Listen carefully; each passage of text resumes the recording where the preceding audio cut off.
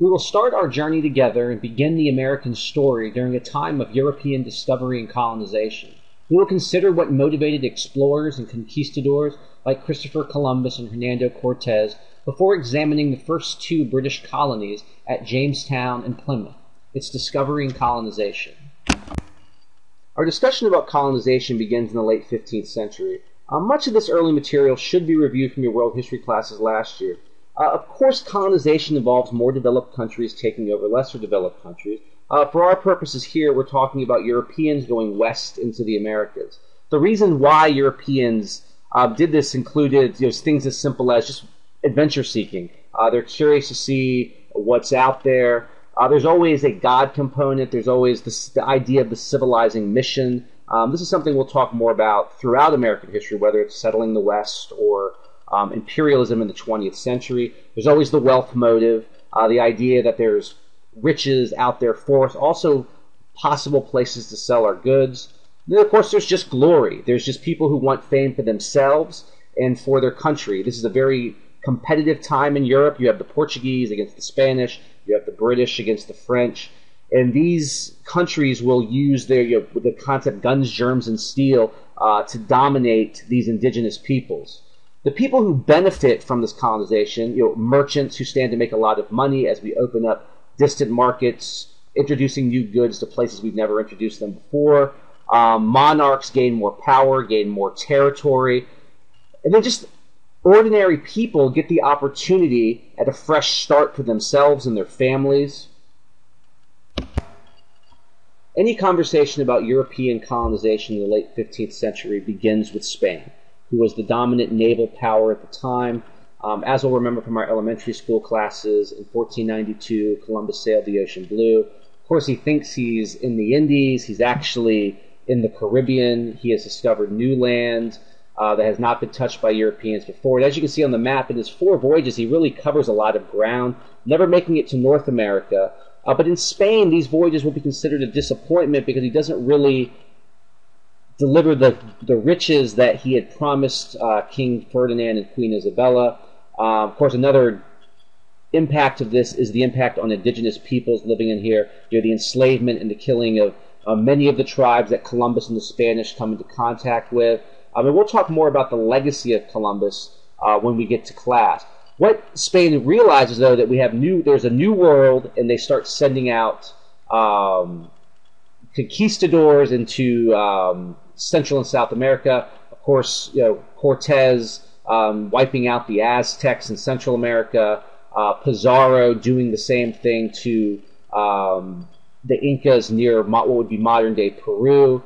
During this time period, Ferdinand Magellan sets out to circumnavigate the globe. His crew will be the first one to do it. Magellan gets the credit for it, but remember, he died in 1521, did not make it all the way back to Spain. And what emerges is the Spanish Empire. A Spanish Empire that, as you can see, is primarily located in Central and South America, also has some land in the Caribbean. And one of the important things for our study here is the way the Spanish treated native tribes. It's marked by violence, it's marked by the taking of native lands and a lot of native life. We talked about Columbus's impact, on discovery of new land. It's his impact on the native tribes that he comes into contact with. But a third impact is the voyages set in motion a significant westward migration of peoples and ideas between the Eastern and Western Hemisphere. It's a global exchange. It becomes known as the Columbian Exchange. And we see on the diagram the flow of new goods going from the Americas into Europe. Things like squash and potatoes, pumpkins and corn. And you see flowing the other way things like coffee and bananas, sheep and horses. And as these goods get into Europe, they're going to make their way into Asia and Africa.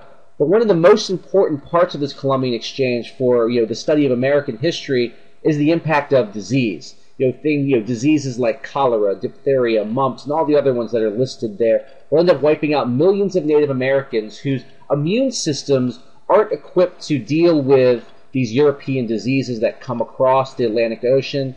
And really, this disease will play a major role in the Europeans' ability to very rapidly overtake the native tribes. The Columbian Exchange will show us the result of European exploration and colonization, which was the redistribution of the world's population as millions of people from Europe and Africa moved to the New World, some voluntarily and some involuntarily, as well as the development of worldwide commercial expansion that will really define American history from the 15th century going forward.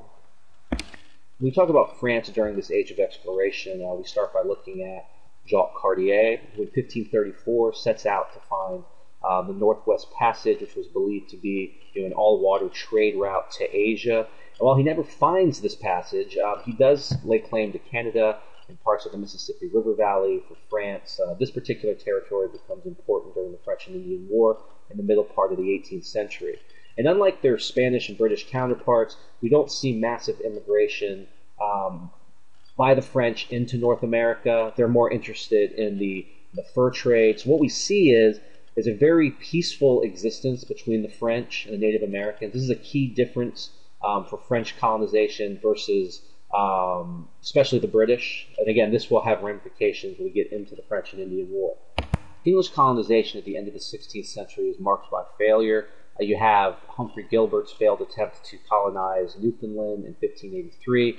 In that same year, he will die aboard the HMS Squirrel trying to return to England. 1587, you have Walter Raleigh's failed lost colony at Roanoke Island, where the settlers just will mysteriously disappear. But British fortunes change in 1588 when they defeat the Spanish Armada, which was considered to be the dominant naval force of its day. At this point, the British will be the dominant navy, a position they'll hold into the 20th century when they're supplanted by the United States. There's several reasons for the British to colonize. The rapidly increasing population, they have a very weak economy at the time, and a rising merchant class is really looking for markets to sell their new goods. In 1606, the King of England, James I, establishes the Virginia Company of London, which is a joint stock company whose task is to settle along the eastern shore of North America. It's important that we note that joint stock companies were several investors put in their money to support a colony with the ultimate hope of making a profit. Certain things we should know being from the state of Virginia. The first permanent British colony is Jamestown in southeastern Virginia in 1607. It is a business venture settled by King James I's Virginia Company. And let's make sure we understand the motivation here. The motivation here is not to Christianize Native Americans. It's not for religious persecution. They are here to make money. It's economic opportunity. They are looking to make a profit. And upon their arrival, they're going to face several issues. These issues included the land they chose. The Jamestown area it's a swampy area at the time, infested with mosquitoes. Malaria is prevalent. Another issue is that the types of people that came, they're just not prepared to create this type of settlement. A lot of adventure-seeking males who really don't want to do a lot of work, especially farming. They feel that they're more cut out to be leaders, not workers.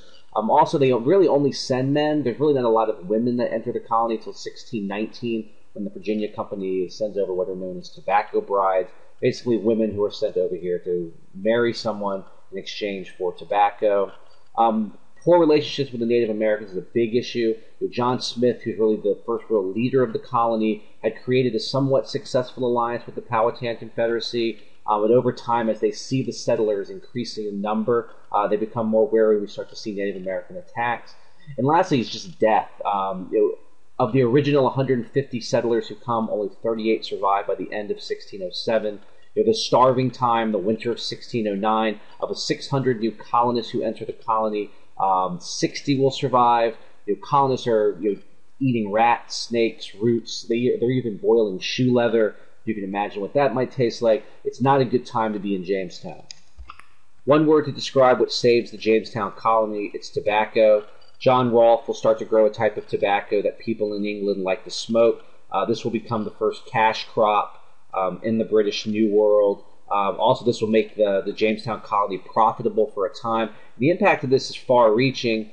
As we start to see plantations will pop up, this means that settlers need more land. The only way to get this land is to take it from the native tribes. So we're going to see an increase in conflict between the two groups. As they start cultivating more land, they need more people to farm the land, remembering that a lot of these guys don't really want to do the work themselves. So we'll see an increase in the number of indentured servants. make sure we know what an indentured servant is. Indentured servant, in exchange for having their way to the New World paid, they will agree to work for a set period of time on someone's farm. The agreement usually is for 7 years, and at the end of that period, they'll be freed and be allowed to cultivate their own land. And ultimately, in 1619, we're going to see the first slaves arrive in the colony. The issue with indentured servants is that you only have them for a set amount of time. Slaves will be slaves for the rest of their lives, and will basically provide a permanent workforce for large landowners in Virginia.